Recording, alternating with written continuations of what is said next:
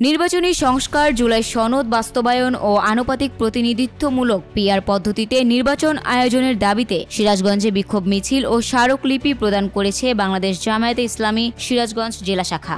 রবিবার 12 অক্টোবর সকালে মুক্তির সোপান বাজার থেকে একটি বিক্ষোভ মিছিল বের হয়। মিছিলটি শহরের এস রোড প্রদক্ষিণ করে জেলা প্রশাসকের কার্যালয়ে গিয়ে শেষ হয়। পরে জেলা প্রশাসক মোহাম্মদ নজরুল ইসলামের নিকট 5 দফা দাবিনামা সম্বলিত স্মারকলিপি প্রদান করা হয়। মিছিলে নেতৃত্ব দেন জামায়াতে ইসলামী সিরাজগঞ্জ জেলা শাখার আমির অধ্যক্ষ মাওলানা শাহিনুর আলম, সিরাজগঞ্জ 1 মনোনীত এমপি প্রার্থী।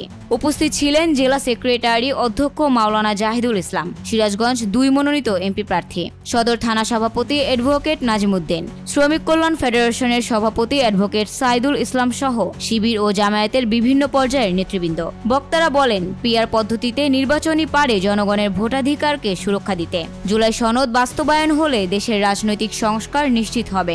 অধ্যক্ষ মাওলানা শাহিনুর আলম বলেন, জুলাই সনদ জনগণের অধিকার পুনরুদ্ধারের রূপরেখা। আমরা শান্তিপূর্ণ আন্দোলনের মাধ্যমেই এর বাস্তবায়ন চাই। জেলা সেক্রেটারি মাওলানা জাহিদুল ইসলাম বলেন, যে নির্বাচনে জনগণের মতামত প্রতিফলিত হয় না সেটি কখনো গণতান্ত্রিক হতে পারে না। পিআর পদ্ধতি চালু হলে সবার প্রতিনিধিত্ব নিশ্চিত হবে। বক্তারা আরও বলেন, আগামী ফেব্রুয়ারিতেই জাতীয় নির্বাচন অনুষ্ঠানের মাধ্যমে রাজনৈতিক স্থিতিশীলতা ফিরিয়ে আনতে হবে। অবিলম্বে জুলাই সনদ বাস্তবায়ন, দোষীদের শাস্তি এবং জনগণের ভোটাধিকার রক্ষার দাবি জানান।